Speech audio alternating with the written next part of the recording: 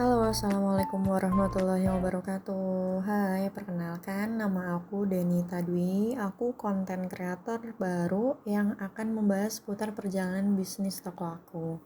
Semoga konten aku bermanfaat bagi kalian yang akan memulai usaha ataupun baru berkeinginan membuka usaha ya. Jadi di konten ini aku ingin membahas part soal kenapa sih aku milih buka toko bahan kue dan plastik. Kenapa nggak toko sembako gitu.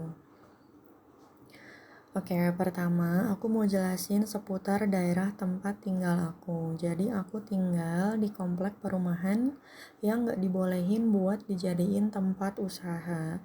Sebagai gantinya, jadi sebelum masuk komplek aku itu disediain ruko-ruko buat orang yang mau dagang. Mungkin ada beberapa toko kali ya, ada sekitar 10 mungkin atau lebih sih, aku nggak pernah hitung. Nah, di daerah itu juga ada sekolah SMA, sekolah SD, ada masjid yang dijadiin PAUD, terus juga ada pabrik pesawat PT Dirgantara Indonesia. Mungkin kalau misalkan kalian orang Bandung atau sekitaran Bandung pasti tahu ya ini di daerah mana. Coba tebak. Jadi sebelum aku nikah dulu, aku itu seorang karyawan. Aku memutusin untuk resign setelah anak pertama aku lahir. Setelah nginjek beberapa tahun, pas anak aku lahir, aku tuh ngerasa pengen buat punya usaha sendiri gitu. Mungkin bisa dibilang nggak bisa lama-lama diem di rumah kali ya. Aku tinggal sama ibu mertua aku juga, jadi sesekali bisa gantian buat jaga anak, alhamdulillahnya. Nah, terus akhirnya aku ngobrol sama suami, masalah aku ingin buka usaha. Waktu itu masih bingung sih mau usaha apa, di mana, karena di rumah tuh nggak dibolehin buat buka usaha. Itu aturan di komplek aku ya. Terus setelah ngobrol sama suami nggak langsung ditanggepin sih, mungkin sama suami aku juga dikiranya istri aku tuh dari yang awalnya kerja terus sekarang 24 jam di rumah cuma ngurusin bayi, mungkin capek aja kali ya atau bosen kangen sama teman-temannya mungkin ya. Tapi memang kenyataannya tuh kayak gitu. Kalau misalkan kalian ibu-ibu rumah tangga yang tadinya tuh kerja terus resign demi anak buat 24 jam ngurusin anak, pasti ada kan masa-masa tuh aduh aku capek, aku kangen sama teman-teman aku, sama kehidupan aku yang dulu gitu, pasti ada ya kayak gitu. Nah terus waktu itu tuh kepikiran anak aku mungkin umur sekitar 1,5 tahun ya. Aku juga belum yakin kalau mau buka usaha itu buka usaha apa, masih bingung gitu. Cuma karena aku sering lewat depan komplek itu kalau keluar masuk, aku lihat tuh di situ nggak ada ruko yang spesifik nyediain kayak bahan-bahan kue atau plastik yang lengkap gitu menurut aku gitu ya. Jadi kalau misalkan pengen bikin kue terus pakai kardus yang buat kue atau mika yang buat kue itu aku harus nyari keluar itu tuh jauh gitu di komplek aku. Nah di komplek aku itu juga perumahannya tuh padat ya. Jadi bisa dibilang orang-orangnya itu ada sebagian besar mungkin yang juga jualan di kantin-kantin pabrik pabrik pabrik pesawat itu ada di SMA, SD gitu tuh sebagian besar tuh ada gitu ibu-ibunya. Nah, belum ada tuh yang apa namanya nyediain bahan-bahan kue juga yang menurut aku tuh belum komplit gitu ya. Terus kepikiran juga jadinya apa aku kalau misalkan buka usaha bikin toko bahan kue dan plastik apa ya. Tapi itu baru kepikiran aja sih gitu. Jadi memang secara belum ada toko yang spesifik menyediakan itu. Ya itu sih baru sekedar harapan sama angan-angan ya, belum yang aku tuh mau gini gini gini gini, belum. Jadi baru kepikiran aja gitu, belum diutarain ke suami juga sih, baru mikir aja. Nah, sebelum cerita kenapa sih aku jadinya memutuskan bener-bener mau buka usaha ini, jadi aku harus cerita juga masalah, bukan masalah ya, cerita juga sebelum masuk ke aku bener-bener jadi jualan toko yang menyediakan bahan-bahan kue bersama plastik ya. Aku mau cerita sedikit dulu soal usaha yang dikelola sama ibu mertua aku. Ini nanti ada hubungannya sama kenapa aku bisa milih usaha bahan kue sama plastik. Jadi, ibu mertua aku itu ngelola kantin di sekitar Bandara Hussein. Dan setiap hari itu beliau berangkat dari jam 6 pagi sampai jam setengah 6 sore.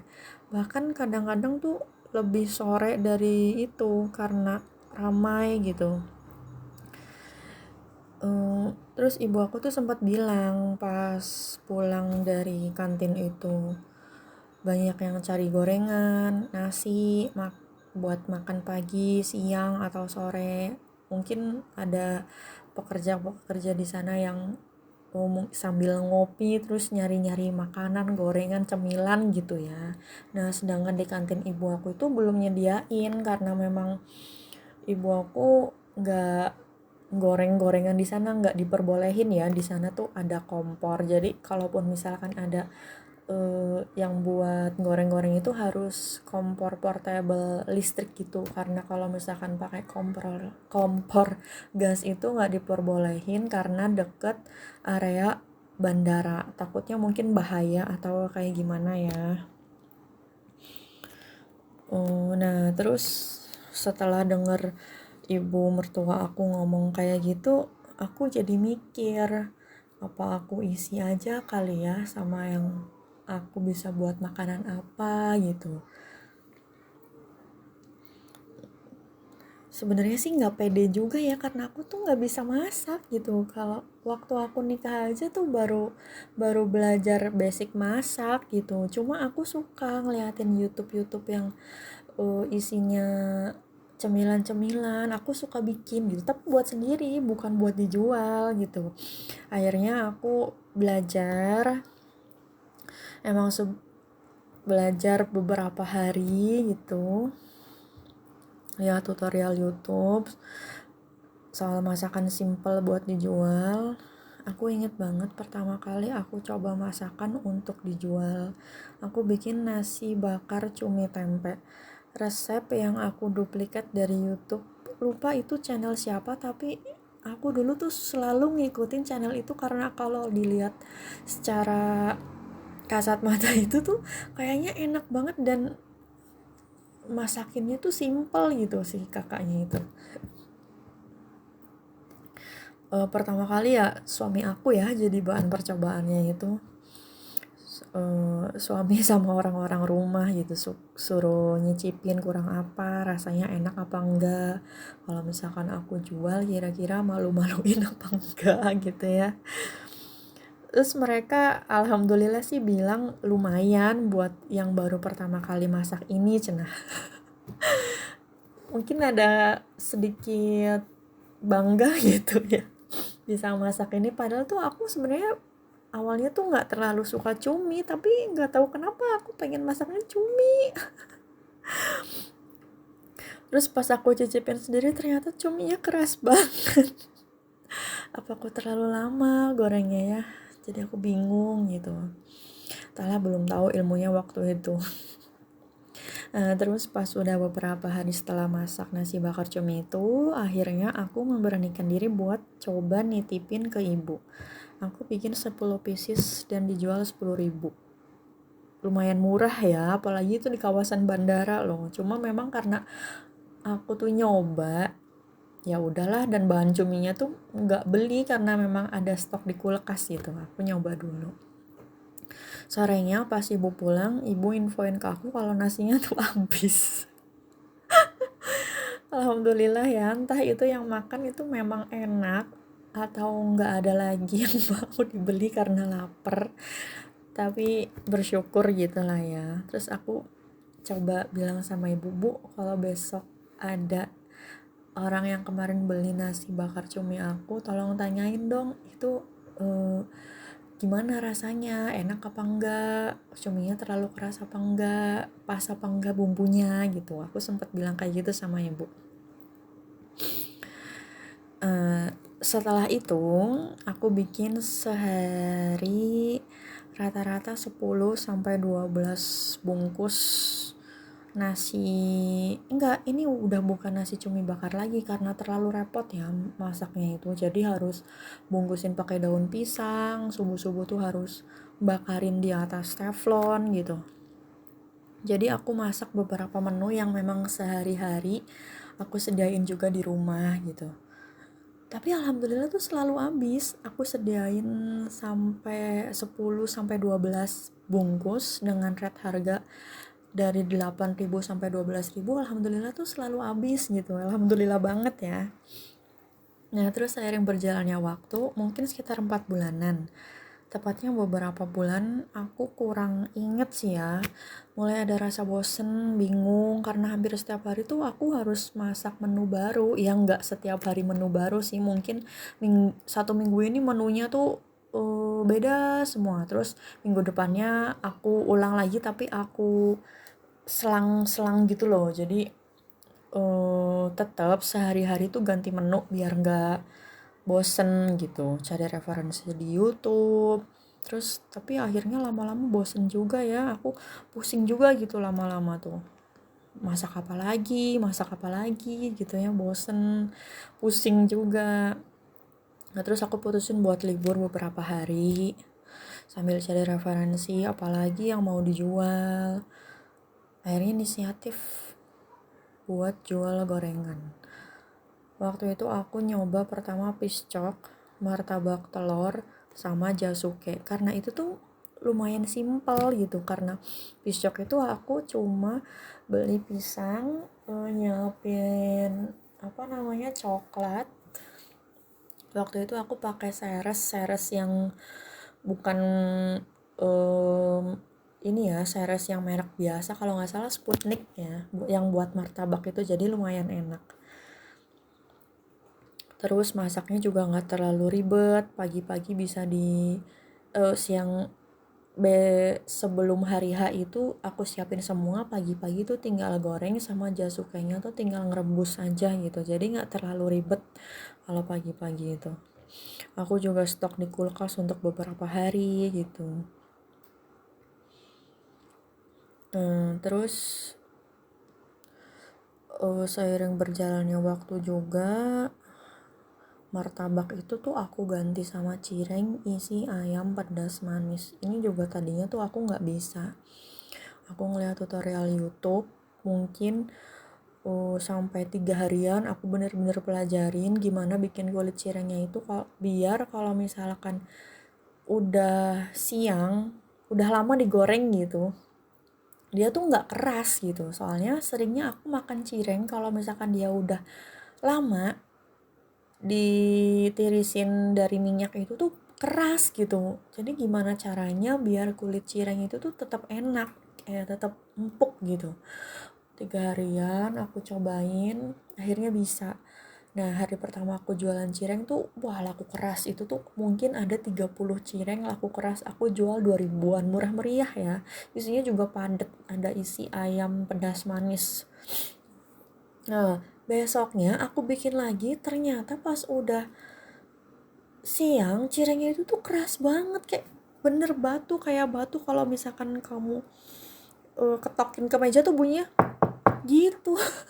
Astagfirullah, jadi aku langsung down banget ya rasanya. Ya ampun, apa yang salah sama adonan aku, kok bisa cirengnya kayak gini, apa yang salah gitu. Terus aku libur dulu tuh jualan cireng, jadi aku cuma jualan piscok sama jasuke aja.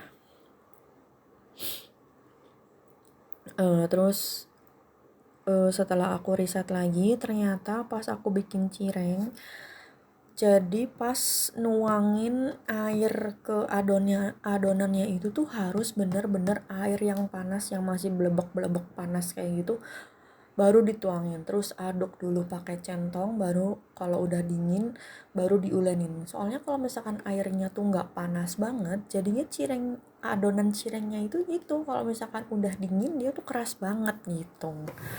Nah, cireng itu tuh menu best seller aku banget ya di kantin. Sampai ibu mertua aku tuh minta gorengin dadakan karena kata yang beli tuh enak banget. Wah, langsung terbang aku sih ya. Suatu kebanggaan sendiri sih. Nah, berjalan itu aku bikin kayak gitu tuh sampai beberapa hampir setahun mungkin ya, sampai Bandara Husein itu tuh dari tahun 2002 sampai akhirnya Bandara Husein itu tutup karena pindah ke Majalengka. Aduh, sayang banget ya, usaha aku tuh hilang karena ya otomatis ibu mertua aku kantinnya juga bukan digusur sih, ya udah nggak ada orang, mau ngejualin siapa gitu. Dah pikiran, usaha apa lagi ya biar bisa ada pemasukan gitu, biar dikit-dikit nggak minta suami, biar pengen jajan, pengen nyalon gitu tuh aku punya uang sendiri yang bukan dari suami aku gitu. Jadi pengen, ya begitulah namanya orang yang suka jajan, suka jalan-jalan ya. Jadi pengennya tuh punya usaha sendiri, pengen punya uang sendiri yang bukan dari suami gitu. Kepikiran lagi, mungkin aku harus bikin usaha, tapi mulai dari mana, usaha apa, dan gimana gitu. Terus aku coba ngobrol lagi sama suami soal usaha yang aku pengen ini. Akhirnya suami nanggepin serius nih, mungkin mikirnya karena anak udah bisa disambi juga sih. Kita cari-cari info soal toko bahan kue dan plastik yang ada di Bandung, pokoknya sekitaran kota Bandung deh. Nah, sebelumnya aku udah cerita tentang kepengenan aku tuh bikin usaha yang toko plastik sama bahan-bahan kue itu ya. Aku udah ceritain, aku udah sharing sama suami aku gitu. Terus kita jadi rajin lihat-lihat YouTube soal usaha ini. Banyak juga yang upload usaha kayak gini tuh, tutorial memulai tutorial gimana pas sudah mulai, bahan-bahan apa aja yang harus dibelanjain, semuanya tuh aku lihatnya dari YouTube gitu. Tekadnya udah bulat nih, giliran cari ruko yang bisa disewa. Di sini kendala ada lagi, ternyata semua ruko tuh penuh dan belum ada yang bisa disewain. Aku coba tanya-tanya pemilik ruko, siapa tahu ada info ruko yang mau dijual. Dapat info kalau ada yang mau nggak nerusin sewa ruko, tapi itu juga masih belum pasti, jadi terpaksa nunggu dulu. Mungkin nunggunya ada kali sekitar 1 bulan. Setelah kurang lebih 1 bulan bisa disewa juga itu ruko. Dan alhamdulillah banget dapat yang pinggir jalan. Alhamdulillah wa syukurillah. Bisa sesuai ekspektasi aku ya. Kalau misalkan di pinggir jalan itu kan, kalaupun bukan orang-orang situ yang beli tuh, orang-orang pada lewat kerja, nganter anak, pulang anak sekolah tuh kelihatan gitu kalau di pinggir jalan. Kalau misalkan masuk mungkin ya orang tahu juga sih, cuma lebih susah taunya karena dia masuk gitu. Memang ada sebagian ruko-ruko itu yang kayak masuk ke ruko-ruko lain dulu baru ketemu ruko dia gitu. Nah, alhamdulillah banget aku dapet yang ruko pinggir jalan. Terus kita coba cek dulu kira-kira apa yang harus dibetulin, atau ada air yang nggak ngalir atau listriknya kayak gimana gitu, gentengnya bocor. Tapi menurut aku atapnya agak kurang tinggi, jadi ngebuat sirkulasi udara di dalam tuh panas dan engap. Sedangkan nanti kan toko aku tuh pasti nyediain bahan-bahan yang mungkin harus disimpan di tempat yang sejuk, nggak terlalu panas gitu, contohnya mentega dan lain-lain. Jadi harus aku rehab dikit-dikit. Waktu rehab itu makan waktu sekitar 3 mingguan ya kurang lebih. videonya udah pernah aku upload juga di video pertama aku. Bisa ditonton ya, yang penontonnya tuh belum ada 50-an, tapi bertahap ya, bismillah. Durasinya pendek karena sebenarnya itu tuh bukan video tapi kumpulan foto-foto aja. Karena aku tuh nggak expect buat bikin konten kayak gini. Coba kalau misalkan dari awal aku niatnya juga pengen bikin konten buat penghasilan aku juga ya. Nggak kepikiran ke situ. Sudah terlalu penat ya pikiran ini dengan pikiran-pikiran yang lain. Oke, skip. Jadi gini cerita perjalanan kenapa aku buka toko bahan kue dan plastik ya. Semoga buat kalian yang dengerin bisa menambah pengalaman dan bisa menjadikan motivasi kalau kalian lagi pengen punya usaha juga. Berawal dari angan, kalau kita percaya dan usaha terus-terusan, jangan boros, ingat barengin dengan doa dan ikhtiar. Insya Allah, Allah bakal wujudin satu-satu. Semangat ya, kita semua pasti bisa. Jadi sekian dulu cerita aku, semoga kita ketemu lagi di YouTube aku selanjutnya ya. Wassalamualaikum warahmatullahi wabarakatuh. I look at you and it's easy to see you are that someone